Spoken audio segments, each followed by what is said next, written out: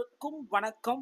இன்னைக்கு நம்ம இந்த வீடியோவில் எதை பற்றி பார்க்க போகிறோம் அப்படின்னு பார்த்தீங்கன்னா, ரேஷன் கடையில் வந்திருக்க வேலை வாய்ப்பு செய்திகள் மற்றும் ரிசல்ட்டை குறித்து இந்த வீடியோவில் முழுமையாக நம்ம பார்க்கலாம் வாங்க. தமிழகத்தில் ரேஷன் கடையில் விற்பனையாளர்கள் மற்றும் கட்டுநர்களுடைய ரிசல்ட்டை கடந்த 7 மாதங்களுக்கு முன்னாடியே வெளியிடணும். ஆனால் கடந்த ஜூன் மாதம் தான் வெளியிட்டாங்க. கடந்த ஆண்டு 2024 நவம்பர் டிசம்பர் மாதங்களில் நேரடியான நேர்காணல்கள் நடத்தப்பட்டது. நேர்காணல்கள் நடத்திய நாட்கள்லேருந்து இந்த நாள் வரை பார்த்தீங்கன்னா ரிசல்ட் இன்னமும் பாதி மாவட்டத்துக்கு வெளியிடலைங்க. இதுவரை என்னென்ன மாவட்டத்துக்கு ரிசல்ட் வெளியிட்டிருக்காங்க, அடுத்து எந்த மாவட்டத்தில் ரிசல்ட் வெளியிட போகிறாங்க, ரிசல்ட் வெளியிட்ட மாவட்டத்தில் இருக்கக்கூடிய அதிக மதிப்பெண்கள் பெற்றவர்கள் செலக்ட் ஆனவர்கள் கூறிய கருத்துக்கள் என்ன, இது எல்லாமே நம்ம இந்த வீடியோவில் நான் உங்களுக்கு சொல்ல போகிறேன். மக்களை நீங்கள் நம்முடைய சேனலை முதல் முறையாக பார்க்குறீங்க அப்படின்னா மறக்காம ஒரு சப்ஸ்கிரைப் அண்ட் பெல்ல கிளிக் பண்ணி வச்சுக்கோங்க. ஸோ வாங்க இந்த வீடியோவில் போகலாம். ஸோ ரேஷன் கடையில் விற்பனையாளர்கள் மற்றும் கட்டுநர்களுடைய பட்டியலை வெளியிட்டிருக்காங்க. ஸோ அந்த நேரடியான பட்டியல்கள் செலெக்ஷன் லிஸ்ட்டில் வர்றாங்க பார்த்தீங்களா. ஸோ அந்த செலெக்ஷன் லிஸ்ட்டில் இருக்கிறவங்க பட்டியலை கிட்டத்தட்ட 28 மாவட்டத்தினருக்கு வெளியிட்டிருக்காங்க. அந்த 28 மாவட்டம் என்னன்றதை நான் பின்னாடி சொல்கிறேன். இந்த 28 மாவட்டத்தில் ஒரு சில மாவட்டங்களுக்கு பேக்கேஜோட லிஸ்ட்டு இன்னும் பெண்டிங்கில் இருக்குது. சேல்ஸ்மேனோடைய லிஸ்ட்டு மட்டும்தான் வெளியிட்டிருக்காங்க. ஸோ இவங்களுக்கெல்லாம் ஏன் வெளியிடலை அப்படின்ட்டு அவங்க ஒரு பக்கம் கேள்விகள் மேலே தினசரி கேட்டுகிட்டே இருக்காங்க. ஸோ இப்போ ஒரு கட்டத்துக்கு மேலே பார்த்தீங்கன்னா அந்த ரேஷன் ஷாப்புடைய ரிசல்ட்டை வெளியிட்டே ஆகணும் அப்படின்றதுனால 28 மாவட்டத்துடைய ரிசல்ட்டை வெளியிட்டாங்க. ஆனால் ஒவ்வொரு மாவட்டத்துலையும் 10, 20, 5, 14, 70, 100 இந்த மாதிரி ஹையஸ்டா 100 கொண்டு போயிருக்காங்க. ஸோ இப்போ முக்கியமான மாவட்டங்கள் அப்படின்னு நம்ம பார்க்குறப்ப சென்னை, கோவை, மதுரை இந்த 3 மாவட்டங்களுடைய ரிசல்ட் இன்னும் இது சம்மந்தப்பட்ட அது ஒரு 10 மாவட்டத்துடைய ரிசல்ட் இன்னும் பெண்டிங்லேயே இருக்கு. ஏன் அப்படின்னு பார்க்குறப்ப இந்த மாவட்டத்தில் அதிக அளவு ரேஷன் கடையில் காலி பணியிடங்களே நிலவுது அப்படின்றாங்க. ஸோ காலி பணியிடங்கள் அதிக அளவு நிலவுனா என்ன ஆகும் அப்படின்றது ஒரு கேள்விக்குறியா இருக்கு. ஸோ அதிக அளவு காலி பணியிடங்கள் நிலவுனா உடனடியாக பணி நியமனத்தை போட்டே ஆகணுன்ற சுச்சுவேஷனுக்கு ரேஷன் கடையுடைய அதிகாரிகள் தள்ளப்படுறாங்க. ஸோ அதிகாரிகளும் பார்த்தீங்கன்னா எங்களுக்கு ஒன்றும் பிரச்சனை, எங்களுடைய மேலதிகாரிகள் ரிசல்ட்டை வெளியிடுங்க அப்படின்னா அந்த மாவட்டத்துக்கு நாங்கள் ரிசல்ட்டை பப்ளிஷ் பண்ணிடுவோம் அப்படின்றாங்க. ஸோ அதிகாரிகள் தரப்பில் கேட்ட வரதுக்கு ஆடியோ அப்டேட்டில் பொறுத்த வரைக்கும் இதுதான் தகவல் வந்திருக்கு. ஆனால் ரிசல்ட் எவ்வளோ சீக்கிரம் முடியுமோ அவ்வளோ சீக்கிரம் நாங்கள் பப்ளிஷ் பண்ணிடுவோம். அவங்க அதிகாரிகள் தரப்புலேருந்து இந்த அப்டேட்டையும் நமக்கு கொடுத்துட்டாங்க. ஸோ அதிகாரிகளும் எல்லாமே கரெக்டாக இருக்குது, அவங்க சைடும் எல்லாமே கிளியராக போயிட்டுருக்கு. ஆனால் ரேஷன் ஷாப்புடைய ரிசல்ட் இன்னும் 10 மாவட்டத்துக்கு வெளியாகலை. இது என்ன நடக்கும், எங்கே போய் முடியும் அப்படின்னு மக்களுக்கே தெரியல. மக்கள் இருக்கிற குழப்பத்தில் பார்த்தீங்கன்னா கிட்டத்தட்ட என்னென்ன மாவட்டத்துக்கு ரிசல்ட் வெளியிட்டாங்க அப்படின்னு பார்த்தீங்கன்னா தென்காசி, விருதுநகர், கள்ளக்குறிச்சி, சேலம், நாகமக்கல், நாகப்பட்டினம், மயிலாடுதுறை, திருநெல்வேலி, தருமபுரி, திருச்சி, திருவாரூர், வேலூர், விழுப்புரம், திருவள்ளூர், தூத்துக்குடி, புதுக்கோட்டை, ஈரோடு, கன்னியாகுமரி, திருப்பூர், நீலகிரி, செங்கல்பட்டு, காஞ்சிபுரம், கிருஷ்ணகிரி, திருவண்ணாமலை, சிவகங்கை, ராணிப்பேட்டை, திண்டுக்கல், திருப்பத்தூர். ஸோ இந்த மாதிரி ஒரு 28 மாவட்டத்துடைய ரிசல்ட்டையும் பப்ளிஷ் பண்ணியிருக்காங்க. மீதி இருக்கிற ஒரு 10 மாவட்டத்துக்கு ரிசல்ட்டை அப்படியே விட்டுருக்காங்க. அதுலேயும் அந்த சென்னை, கோவை, மதுரை முக்கியமான மாவட்டங்கள் அப்படின்னு எதிர்பார்க்குற அந்த மாவட்டத்துடைய ரிசல்ட் அப்படியே பெண்டிங்ல இருக்கு.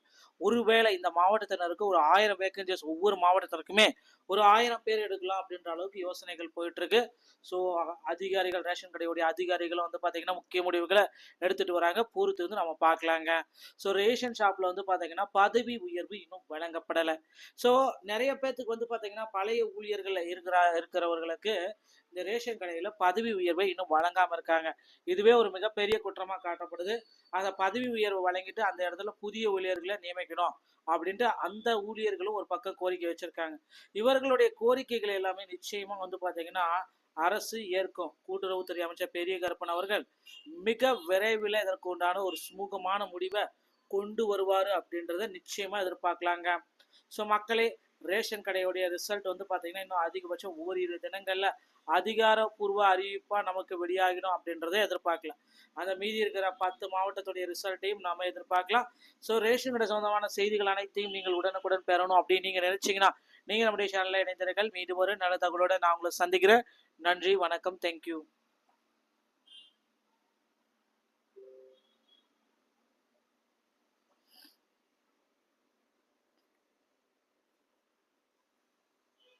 அனைவருக்கும் வணக்கம். இன்னைக்கு நம்ம இந்த வீடியோல எதை பற்றி பார்க்க போறோம் அப்படின்னு பார்த்தீங்கன்னா, ரேஷன் கடையில் வந்திருக்க வேலை வாய்ப்பு செய்திகள் மற்றும் ரிசல்ட்டை குறித்து இந்த வீடியோல முழுமையா நம்ம பார்க்கலாம் வாங்க.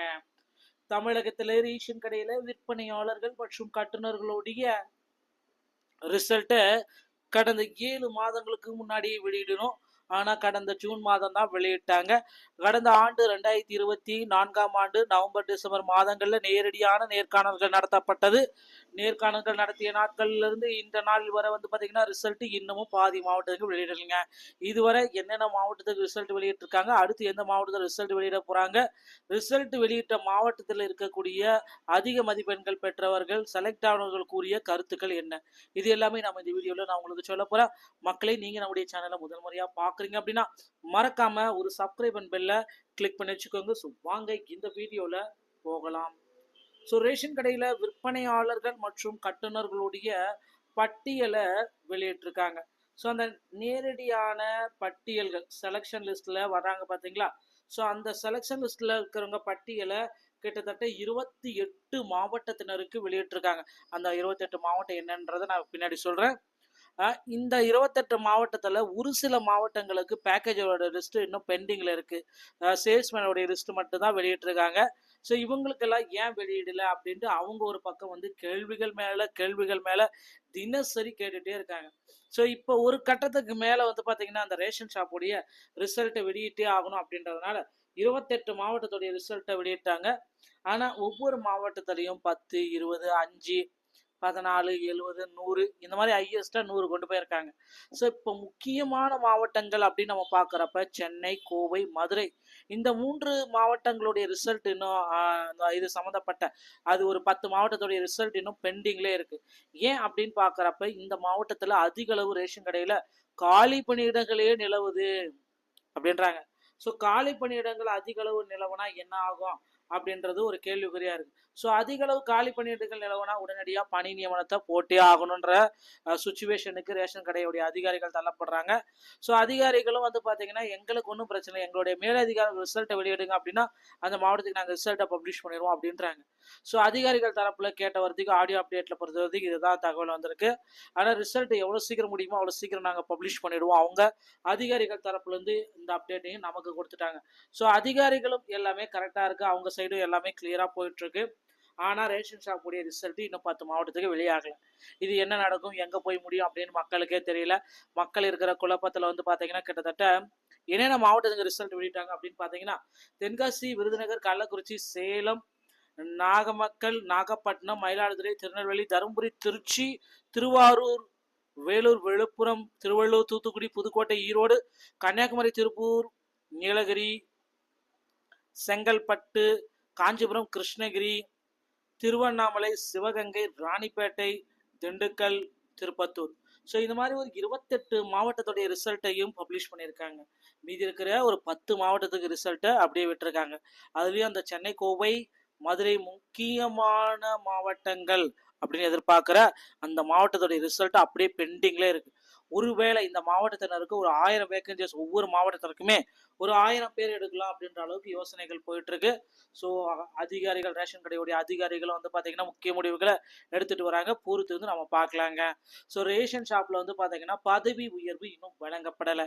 ஸோ நிறைய பேர்த்துக்கு பார்த்தீங்கன்னா பழைய ஊழியர்கள் இருக்கிறவர்களுக்கு இந்த ரேஷன் கடையில் பதவி உயர்வை இன்னும் வழங்காமல் இருக்காங்க. இதுவே ஒரு மிகப்பெரிய குற்றமாக காட்டப்படுது. அந்த பதவி உயர்வை வழங்கிட்டு அந்த இடத்துல புதிய ஊழியர்களை நியமிக்கணும் அப்படின்ட்டு அந்த ஊழியர்களும் ஒரு பக்கம் கோரிக்கை வச்சிருக்காங்க.